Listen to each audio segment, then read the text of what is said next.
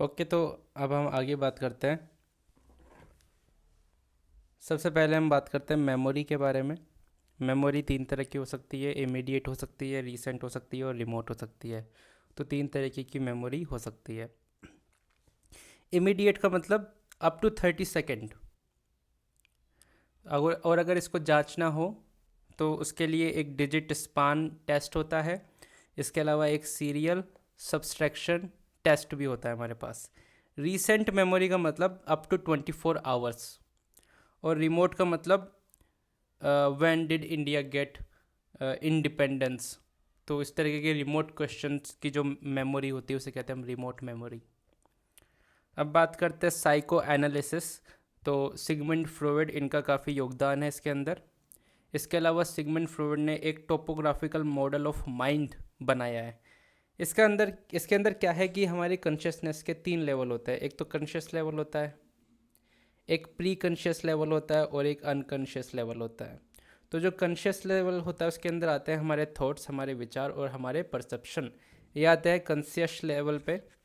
Pre conscious level पे आती है हमारी मेमोरीज़ और जो भी नॉलेज हमने स्टोर कर रखी है। जैसे कि इतनी सारी बुक्स पढ़ के जो भी नॉलेज मैंने स्टोर की है वो इसके अंदर आती है प्री कॉन्शियस स्टेट के अंदर।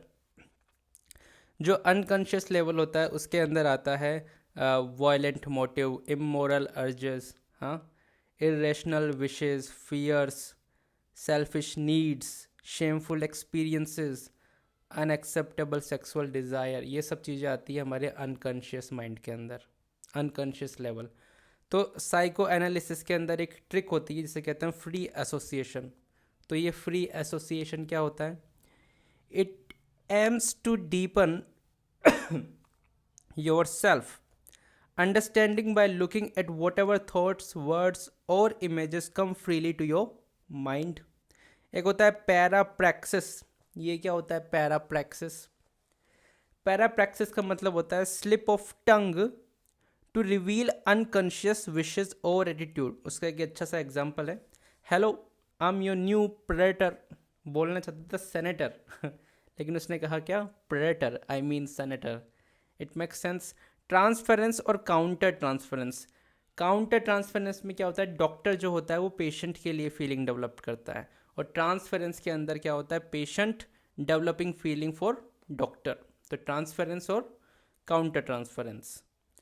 इसके बाद में बात करते हैं हम डिफेंस मैकेनिज्म। तो तीन तरह की डिफेंस मैकेनिज्म होती है। मैच्योर डिफेंस मैकेनिज्म होती है जो कि होनी भी चाहिए हमारे पास। इसके अलावा एक नार्सिसिस्टिक डिफेंस मैकेनिज्म होती है और एक होता है इमैच्योर डिफेंस मैकेनिज्म। तो इन तीनों डिफेंस मैकेनिज्म के बारे में हम बातें करते हैं। सबसे पहले बात करते हैं मैच्योर।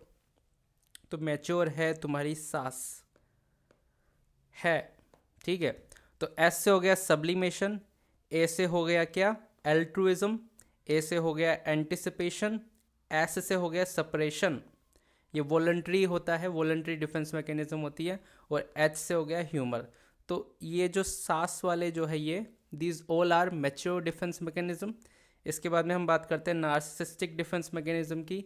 तो डीपीएस स्कूल के जितने भी बच्चे होते हैं वो सब नार्सिसिस्टिक होते हैं। तो डीपीएस में डी का मतलब हो गया डिनायल। एक तो डिनायल में बहुत रहते हैं वो। प्रोजेक्शन, अपनी गंदी फीलिंग दूसरे पे प्रोजेक्ट करते हैं। This is the basis of delusion और हेलुसिनेशन। और एस से हो गया स्प्लिटिंग। स्प्लिटिंग का मतलब या तो इस दुनिया में सब अच्छा है या फिर सब बुरा है। दुनिया को ब्लैक एंड वाइट की नज़र से देखना, जबकि ये दुनिया कैसी है? ग्रे है, grey. A patient says that all the nurses are cold and insensitive, मतलब एकदम बेकार।